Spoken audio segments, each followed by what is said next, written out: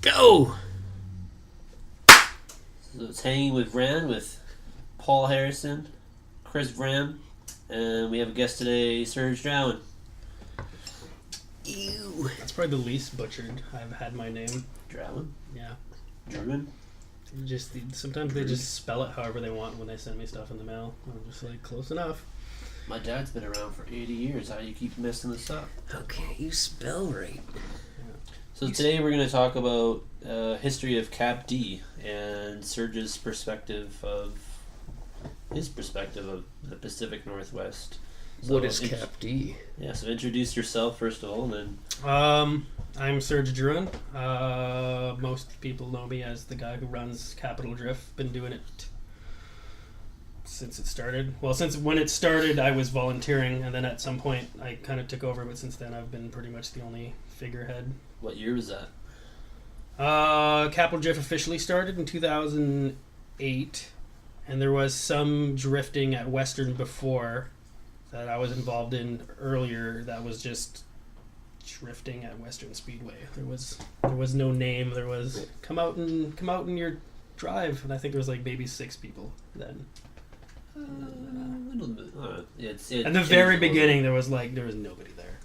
Yeah, this is before all the obstacles at Western. So where is Capital Drift run? Capital Drift is run at Western Speedway, and that's in Victoria, BC.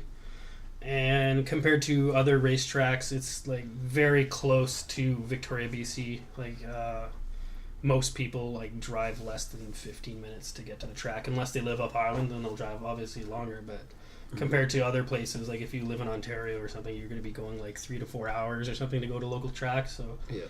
we kind of didn't really dawn on me how lucky we were in terms of how close stuff was until like I started going to other tracks. You have to be like, oh, this is really far from Civilization. Yeah, civilization. I don't know how this track is in the middle of Because the you're not city. allowed to have it anywhere. Yeah. So Well, for Langford reference- used to be way out in the middle of nowhere.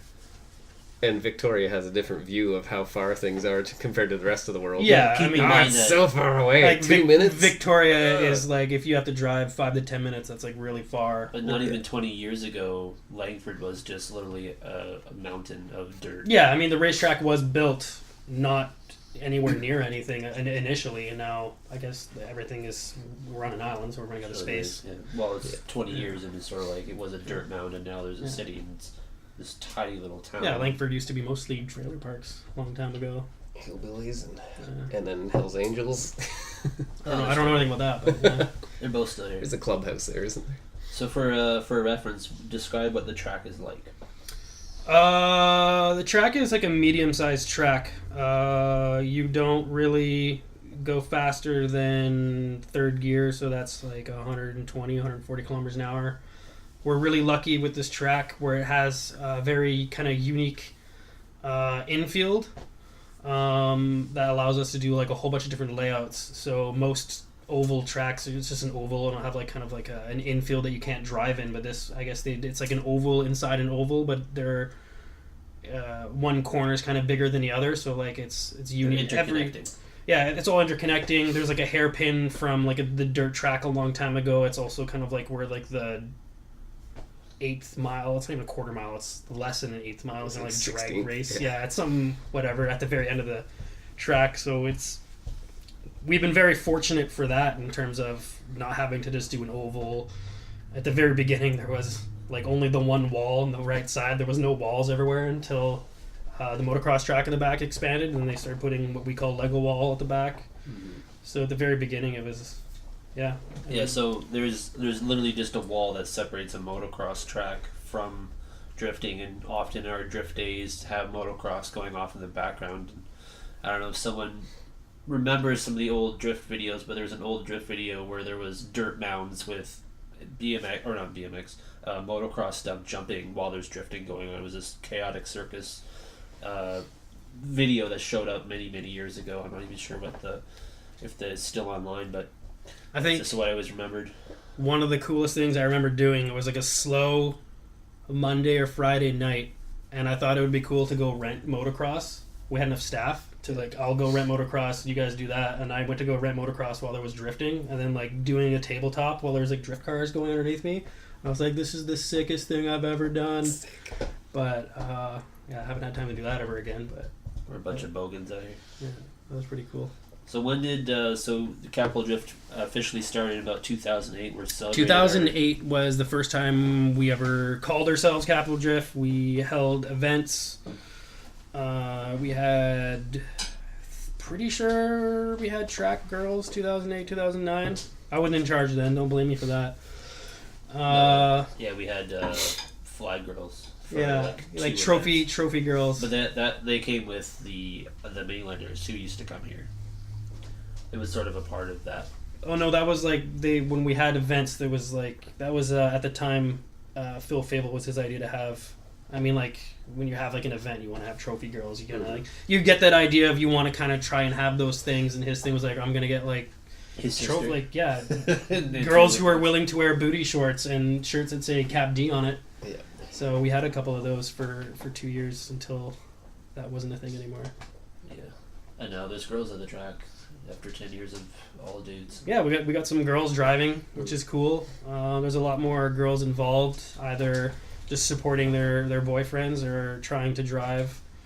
I'd like to see more girls out there, but I mean that's a whole discussion itself. But like girls in motorsports, I mean it's hard. I imagine it's hard for them where I mean they don't really get a lot of the skills where guys get where they have to like learn everything on themselves. Where I think a lot of girls come in and guys will just do stuff for them and they don't get a chance to like learn how to do things themselves. And then they're stuck like, oh, I got a drift car and how do I do things? And It's broken. yeah. It's a very supportive environment at Cap D just because it's so camaraderie based that we have a lot of people that want to help, and we have a lot of teachers as well. And we also have Quinn Howling who does his learner days, and it's specifically for learning the basics of drifting.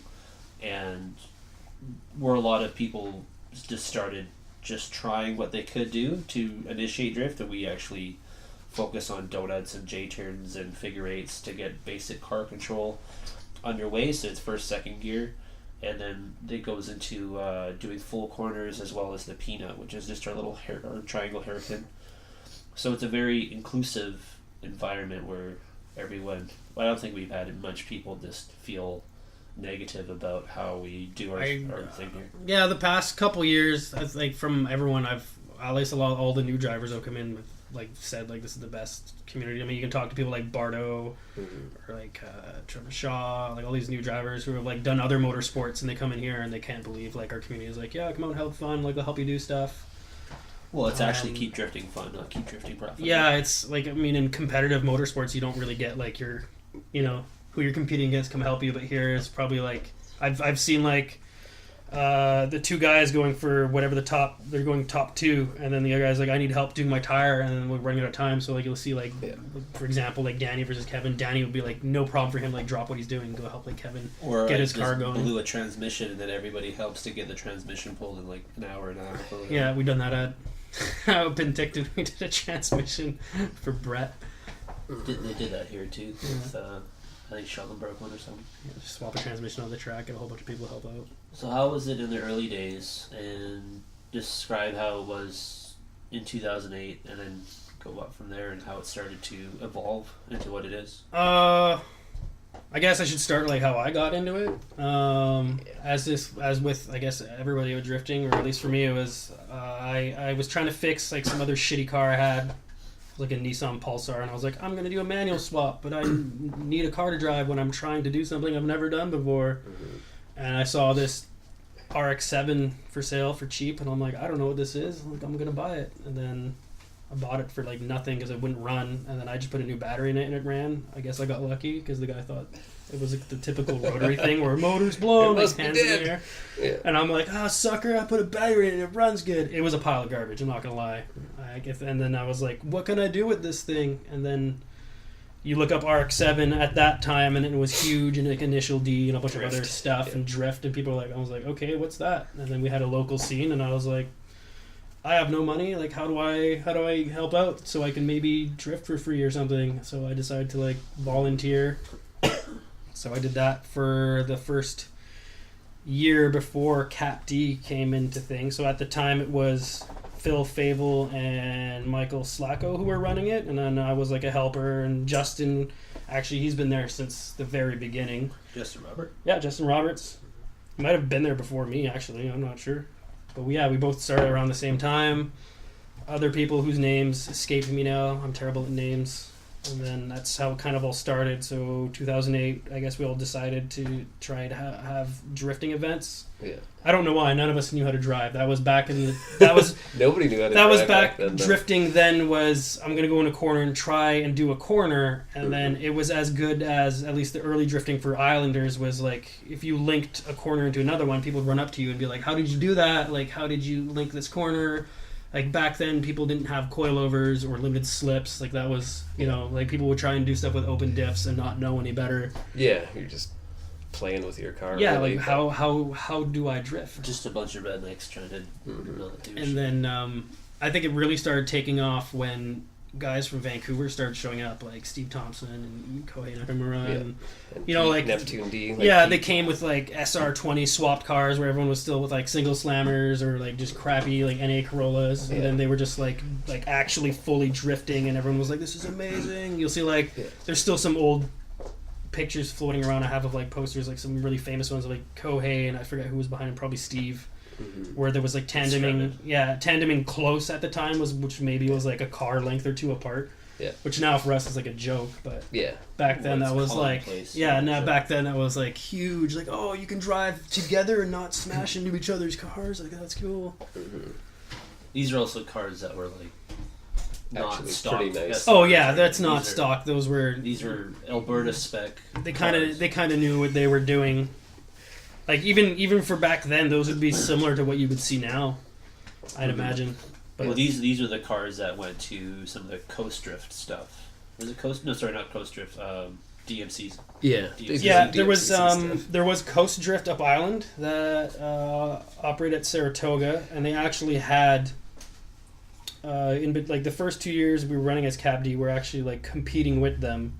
And from what I recall, originally I think when Phil wanted to start drifting at Western, he tried to be kind of like I want to be like Coast Drift but in Victoria, like I want to be like your, I don't know, your franchise or something. Yeah, like, Something like that. And I think Rio at the time was like, okay, you can do it, but you have to give me all the money, which really turned, I guess, them off, because it was like, why are we They gonna did do one event. Coast Drift did one event. Yeah, they didn't. I guess like Phil didn't want to. It makes sense. Like, why would we do all the work to host an event with your name if we just turn around and give you everything? Yeah, you just put your own name to it. Like it's So they decided to start as Capital Drift, and then Rio, I know, came for at least 2 events. His biggest one, his last like big splash was like a huge event. He paid to have bands there. It was That like, was when DMCC. That was like the one time. That came. no, that he wasn't DMCC, but DMCC did come in between that. But that was the last big hurrah he had, and from what I understand, he did spend quite a bit of money to do that, and there was no like revenue worth it. Like I think he like lost money from what he spent for what he got from it. Like I mean, drifting then was like that was still pretty early. it was still pretty early, and I wouldn't have done that. I mean, like you would have had maybe like 5 or 6 competitive cars at best of what drifting was back then, which was like, you know, like not that great. And in between that, we had DMCC that came out twice. Yeah. Was it twice? Yeah, they came at least twice. I know they came once, and then nobody knew they came, which is weird because, like, I guess whoever they came into contact out there, they didn't bother contacting us because we would have been like, sick, we'll run an event for you, right? Well, But I think what happened is Colin does what happened after DMCC. There was Spec D, there was DMCC, and then there was like D-Spec or something in Alberta, Edmonton. And Colin, who was running the stuff later on, his father owns Castrol, or his stepdad or something. Oh, okay. Owns Castrol Raceways, so they just went directly to the owner and just like went right over you guys. And we're just like, back then. straight to Western, Yeah. because they had the contact. They were like, Yeah. we don't need to talk to these Cap D guys. Let's just keep them out of it. And it was DMCC that was organizing it, but Colin was in there somehow. So I mean, it got really weird. They 'cause had you have they had guys- no one knew there was drifting there. Like Yeah. even I was like, hey, there's drifting at the track today, and I was like, what? And I was They like, didn't advertise to there the was locals 0. at all. Yeah, so there was maybe like 4 or 5 not locals there. I mean, they bombed hard.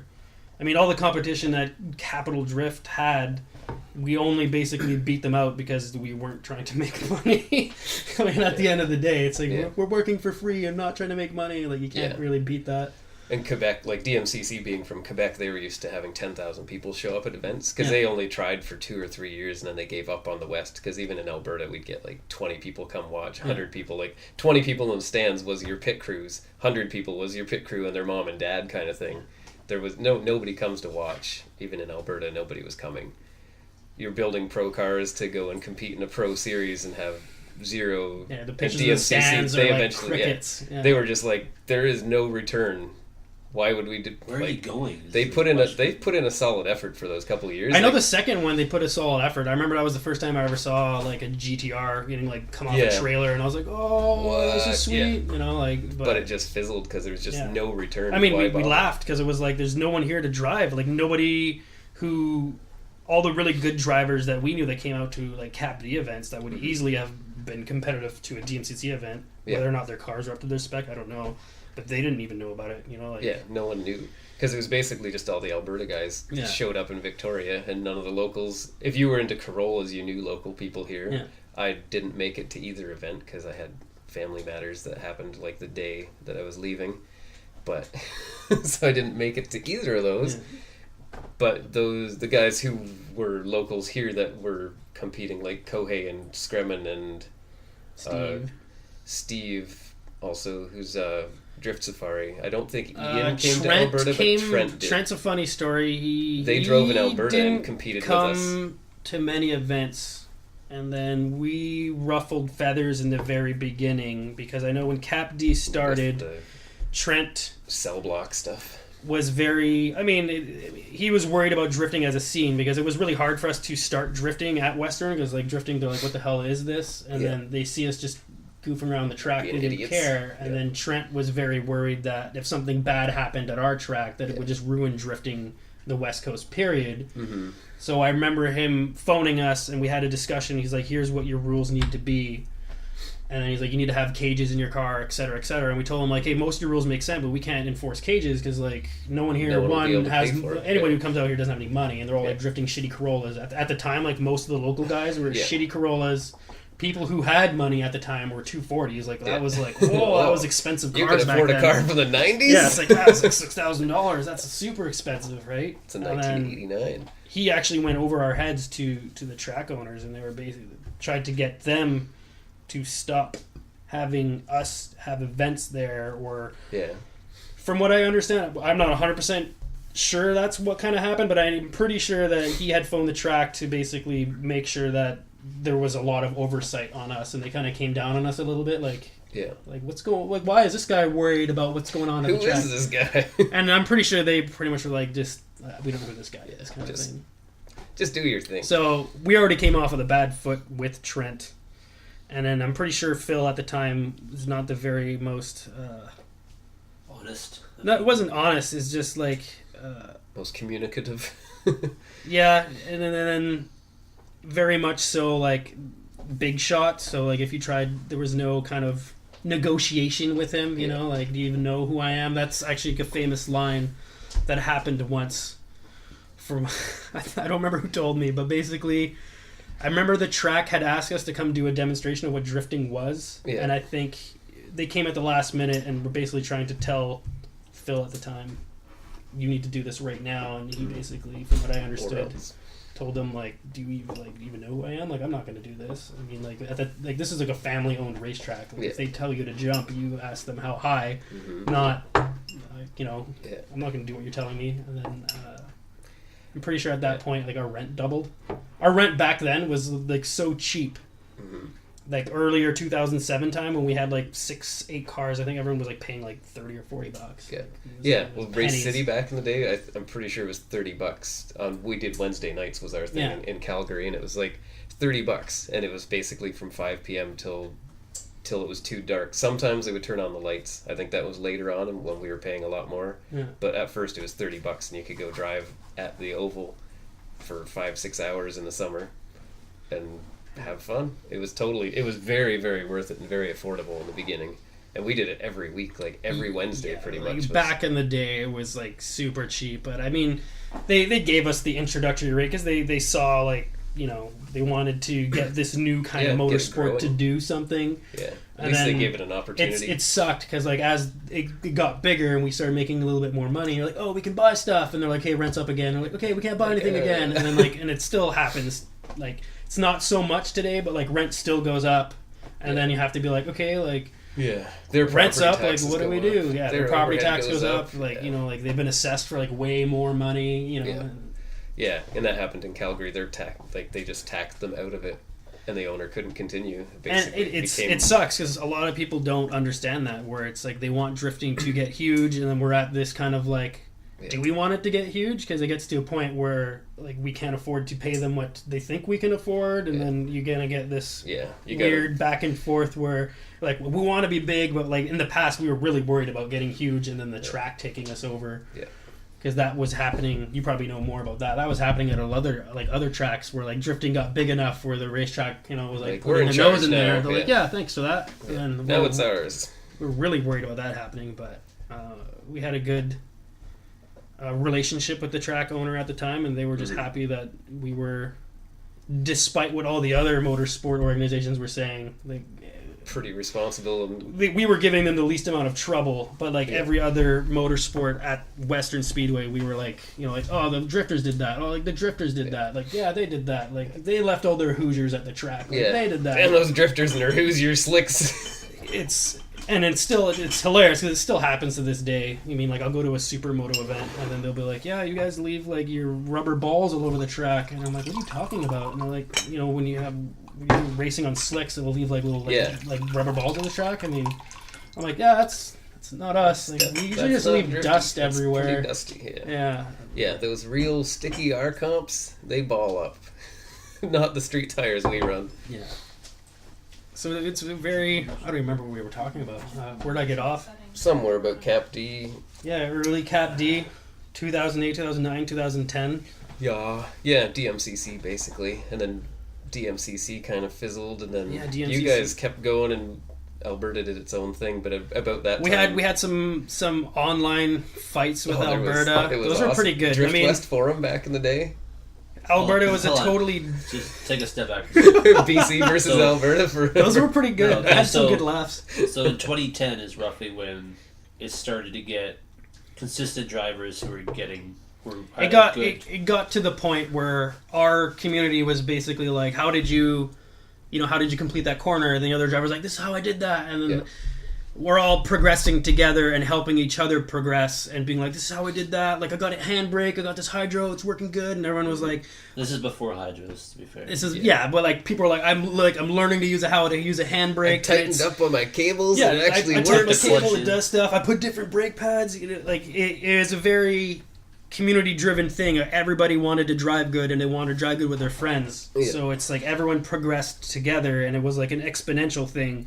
And you'll see it today. It's really easy for us super experienced drivers to take out a newbie and be like, do this, here's the things. And then you'd be like, follow that guy with like 5 to 10 years experience. If you follow his lines, like pretty much everything will sort itself out. It'll make sense, yeah. And in the start, it was mostly mainlanders or the occasional islander, and then it became, in like 2010 was... I believe the transition year where there was more islanders than mainlanders. Yeah, 2010 was around that time where basically the mainlanders were keeping Capital Drift afloat for the first couple years, like especially after 2009 when that recession hit. It was pretty much like all the islanders disappeared off the face of the earth. It was like what was an affordable motorsport with your cheap shitty car is now like I can't afford to do that. Yeah. So there was a couple years where like if there wasn't for the support of the mainland, like all these Vancouver guys coming out all the time, it wouldn't like drifting might not be kind of a thing in Victoria, right? That would have been. There's a lot of people from Vancouver. I don't even think if there was Western Speedway they would be drifting. Well, they started going to Evergreen because cars got more and more expensive and more built and stuff. So, and then in order to actually go somewhere with it professionally or otherwise, they would go to Evergreen or they would go to Penticton Speedway. Yeah. And Penticton was for fun, and Evergreen was maybe I'll get noticed by an American sponsor or something like that. Mm-hmm. And Penticton mostly just for DUI type stuff. I don't even. When did DUI start? Was it? Because I think 2011 was the big year that a lot of the Islanders started going to Yeah. DUI. I remember Nick Oldford going 2010 is a year or two. He went like a year or two prior to DUI really blowing up. Yeah. When like all the Islanders went up in a big like convoy. Nick was off work for 2010, and he went up to Penticton and he met Sean Brown. They became friends, and he went up I think like 3-4 times, something like that.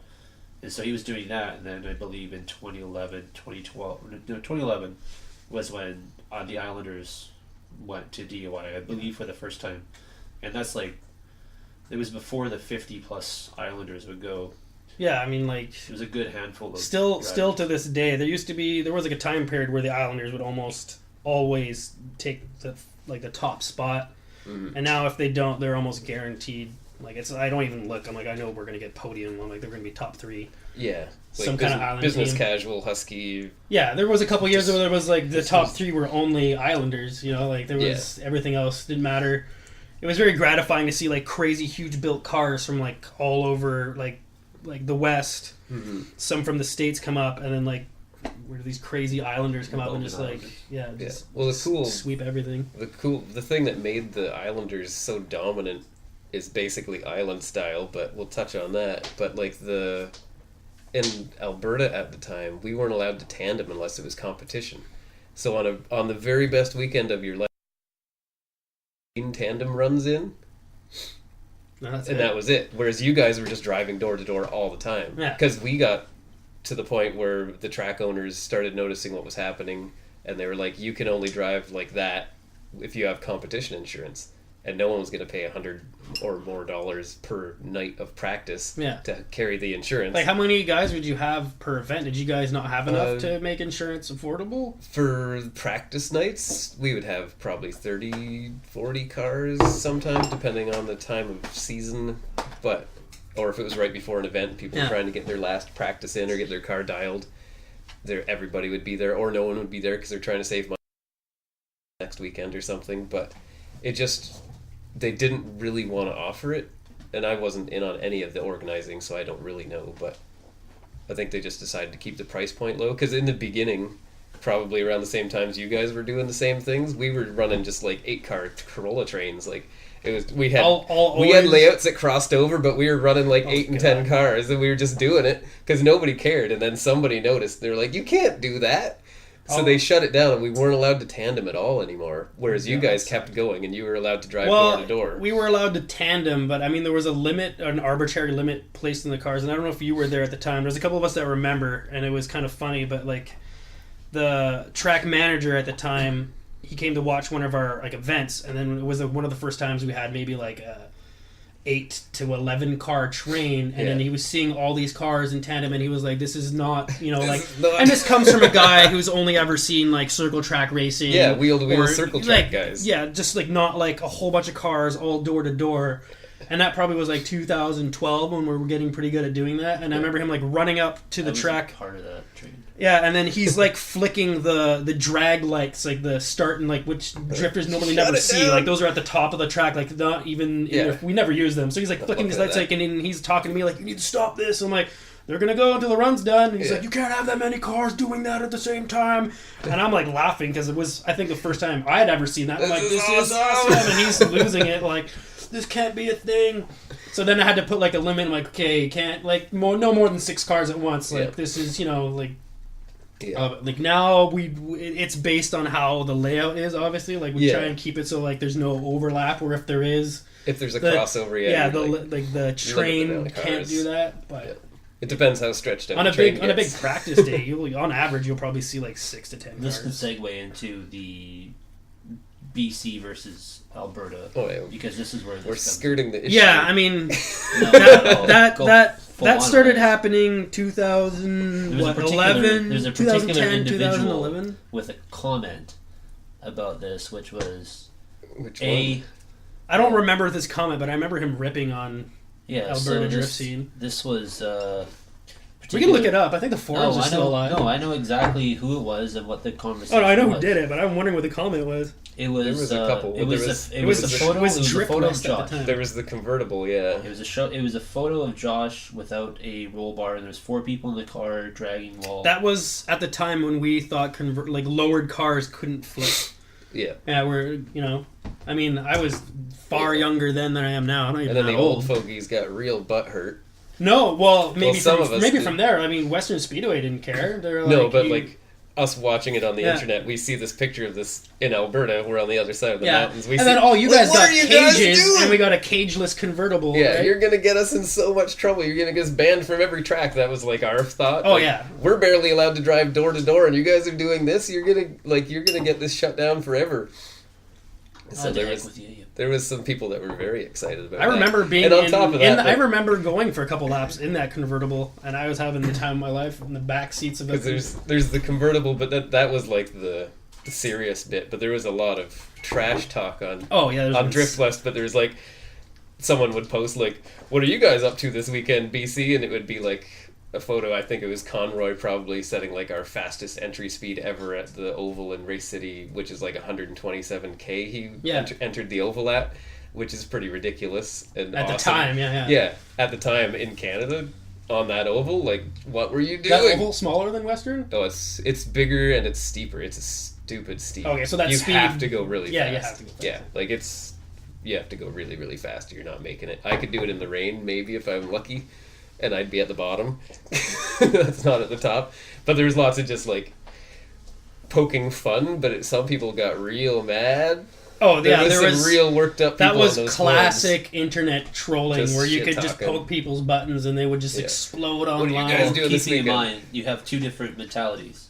We have Alberta, go pro, go home. Yeah. Throw them as much money at it as possible, and they're told they have all these different rules. And then they look across the mountains over here on the island, where there's a bunch of junky ass cars with maybe a motor swap, and they're doing door to door garbage tandem drifting. It'd be what are you doing this weekend? It'd be well, we're setting fastest entry speeds. What are you doing? And it would be a picture of 10 cars in we're having fun pretty with tight bikes. tandem. Yeah, back then. For back then tandem, it was pretty excellent. And then there's the progression on the island was wild compared to what we did. Still to this day, it's still pretty. Yeah. I mean, wherever Islanders usually go, they always just blow people's minds. I mean, we can go to more future stuff, but if we go back to that era, yeah. I mean, that was probably when drifting first started getting really, really big here.